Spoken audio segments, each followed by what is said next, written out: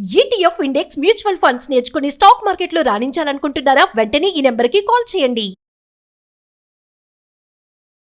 నమస్తే, welcome back to Suman TV. Present మనతో పాటు ఉన్నారు తోడు నీడ ఆర్గనైజేషన్ ఫౌండర్ రాజేశ్వరి మేడం. నమస్తే మ్యామ్. నమస్తే నవీన.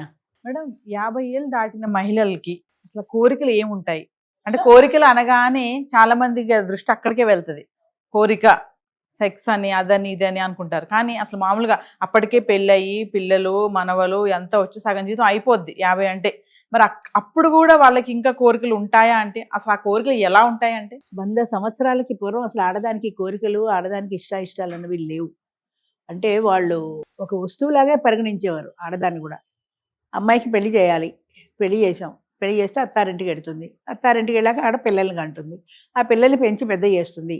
ఈ పనే తప్ప అసలు వేరే ధ్యాస లేదు ఆడవాళ్ళకి. అలాంటిది రోజులు మారి కాలం మారుతున్న కొద్దీ కూడా ముఖ్యంగా ఎడ్యుకేషన్ బాగా వచ్చిన తర్వాత, ఆడవాళ్ళు కూడా బయటకు వచ్చి చదువుకోవటం మొదలుపెట్టిన తర్వాత ఆడవాళ్ళల్లో కూడా ఒక ఆలోచన రేకెత్తింది. అంటే నాకు కొన్ని ఇష్టాలు ఉంటాయి, నా ఇష్టాల్ని నేను తీర్చుకోవాలి, నా సరదాల్ని నేను తీర్చుకోవాలి అని. ఇప్పుడు ప్రజెంట్ సిచ్యువేషన్ ఏంటంటే ఆడవాళ్ళకే డిమాండ్ ఎక్కువ ఉంది. అంటే ఇప్పుడు చూడు, డొమెస్టిక్ వైలెన్స్ అని భర్త భార్య మీద కేసు పెట్టేది కాదు, భార్య భర్త మీద కేసు పెడుతుంది. నన్ను కొట్టాడు, తిట్టాడు, మానసికంగా హింసించాడు అని, గృహహింస కింద.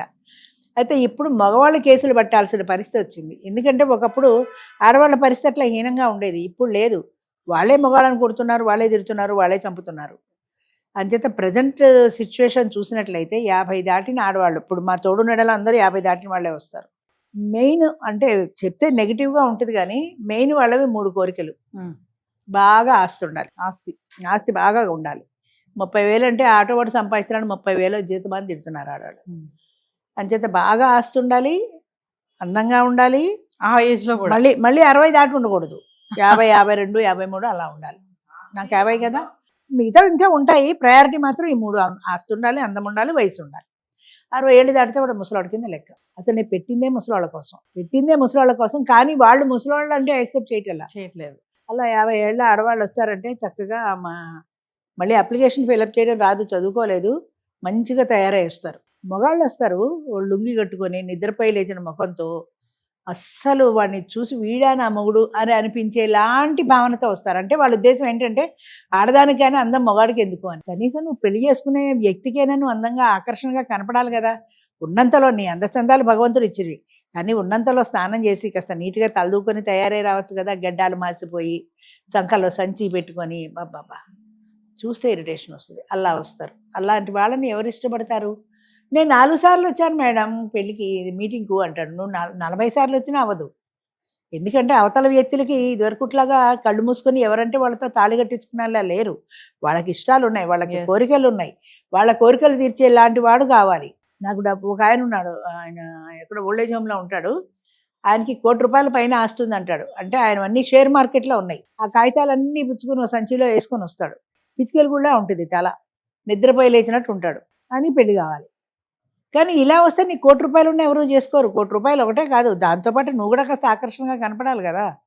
అంచేత ఈ ప్రజెంట్ ఈ సిచ్యువేషన్లో 50 ఏళ్ళు దాటిన ఆడవాళ్ళైనా కూడా ఈడు జోడు బాగుండాలి, ఆయన అందంగా ఉండాలి, నా సరదాలు తీర్చేవాడు అయి ఉండాలి. సరదాలు తీర్చాలంటే ఆస్తులు ఉండాలి కదా, ఆస్తులు ఉంటేనే నా సరదాలు తీరుతాయి. అంచేత ఆస్తి ఉండాలి. ఇక్కడ ఇంకొక విషయం మేడం, అంటే 50 ఏళ్ళు దాటిన వాళ్ళకి, అంటే లేడీస్ని తీసుకుంటే హస్బెండ్ దగ్గర నుంచి ఆ ఏజ్లో కూడా ఇంకా ప్రేమగా ఉండాలని అన్ని కోరుకుంటారంటారా? ఆ ఏజ్లో కూడా ఉంటుందా వాళ్ళకి? ఏ ఏజ్ అయినా 25 ఏళ్ళ ఆడదానికి 50 ఏళ్ళ ఆడదానికి తేడా లేదమ్మా. నేను గమనిస్తున్నది ఏంటంటే 25 ఏళ్ల వయసు వాళ్ళల్లో కోరికలు ఎలా ఉన్నాయో 50 ఏళ్ల వయసు వాళ్ళల్లో కూడా కోరికలు అలాగే ఉన్నాయి.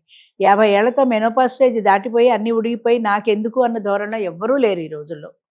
50 ఏళ్ళకు కూడా వాళ్ళకు తీరని కోరికలు ఏవైనా ఉంటే ఆ రోజుల్లో ఇప్పుడు తీర్చుకోవాలి అనుకుంటున్నారు. 25 ఏళ్ళప్పుడు నేను సినిమాలకు వెళ్దాం అనుకున్నాను, నా మగుడు కలిసి రాలా, వెళ్ళాలా.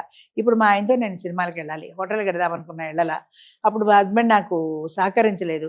అంచేత నేను మా ఆయనతో కలిసి నేను లంచ్కి, డిన్నర్కి, హోటల్కి వెళ్ళాలి, షికార్లకు వెళ్ళాలి. ముఖ్యంగా ఫారెన్ టూర్లు, కూర్చొని లేవలేకపోయినా కూడా ఫారెన్ టూర్లు తిప్పే మగుడు కావాలి. అంటే నాకు 50 ఏళ్ళే, నేను ఇంకా ఓపికగానే ఉన్నాను కదా, టూర్ చేయగలిగిన స్థితిలోనే ఉన్నాను కదా.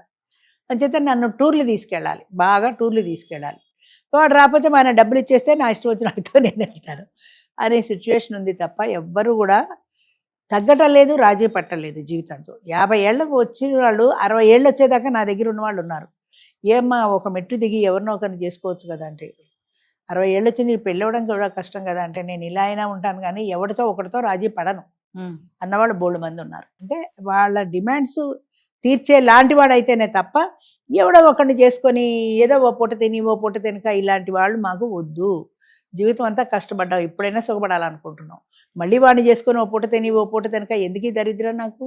అందుకని హ్యాపీగా నన్ను కార్లలో ఒక ఆమె ఫోన్ చేసి అడిగింది, 30,000 అంటే ఆటో వాడు తెస్తున్నాడు, కనీసం 40,000 పైన జీతం ఉన్నవాడు కావాలి. 40,000 పైన జీతం ఉన్నవాడు అంటే ఒక హెడ్లర్కో లేకపోతే కాలేజీ ఒక లెక్చరరో 40,000-50,000 అంటే ఒక గవర్నమెంట్ కాలేజీ లెక్చరరో ఉంటారు. నువ్వేం చదువుకున్నావు?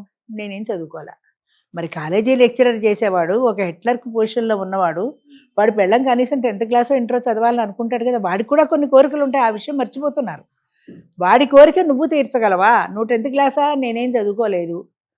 పోనీ పర్సనాలిటీ బాగుందా? నువ్వు ఇప్పుడు గిన్నెలు తోడుకోవడానికి వెళ్ళేలా ఉన్నావు, కానీ నీకు మాత్రం కాలేజీ లెక్చరరు స్కూటర్ మీద వెళ్ళేవాడు కావాలి. ఎందుకంటే నా కోరిక అది, నా ఇష్టం అది.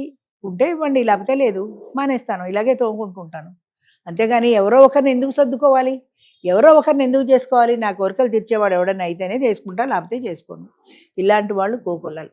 అంటే 50-60 దాటాక ఏముంటాయి కోరికలు అనుకోవడానికి లేదు. ఒకప్పుడు అది 50-60 ఏళ్ళు దాటి అన్నీ ఉడిగిపోయిన తర్వాత పిల్లల్ని పెంచి పెద్ద చేయడం, మనవాళ్ళు మనవరాలతో కాలక్షేపం చేసుకోవడం, కృష్ణారామ అనుకోవడం అనే ఉండేది. ఇప్పుడు 60 కాదు 70 ఏళ్ళు వచ్చినా ఎవరు కృష్ణారామ అనుకునే పరిస్థితిలో లేరు. అందరికీ సరదాలు తీరని కోరికలు ఏమైనా ఉంటే ఇప్పుడే తీర్చేసుకుందాం అన్నవాళ్ళు చాలామంది ఉన్నారు. అది తప్పు అని నేను అంటలా. తప్పైనా రైట్ అయినా కూడా వాళ్ళ అభిప్రాయాలు వాళ్ళవి అంతే. అప్పట్లో చేయలేకపోయాం కాబట్టి ఇప్పుడు కావాలనుకుంటున్నాం, కావాలి అంతే. ఇప్పుడు రోజులు మారాయి, పరిస్థితులు మారాయి. పూర్వం మా అమ్మమ్మ అలా ఉంది అంటే ఆవిడకి చదువు లేదు, ఆవిడ అలాగే ఉంది. నేను ఎందుకు ఉండాలి చదువుకున్న తర్వాత? నాకు కొన్ని ఇష్టాలు ఉంటాయి కదా. అదేదో సామెత ఉంది చూడు, ఏదో చెప్తారు, నువ్వు వంట చేసావా, నన్ను హోటల్కి పొమ్మన్నావా అని అంట మొగుడు. అంటే ఒక్క 5 నిమిషాలు ఆగండి అంటే ఇంకా ఏదో కూరలో పోపు వేస్తుంది అనుకున్నాడు. ఆవిడ కూడా చీర మార్చుకొని పదండి. అలా ఉన్నాయి రోజులు. చేత మారే కాలంతో పాటు మనుషులు కూడా మారుతున్నారమ్మా. అది మంచి అయినా చెడ్డైనా రెండూ ఉంటాయి. అందులో మంచిని స్వీకరించడం అన్నది మానవ లక్షణం, అంతే.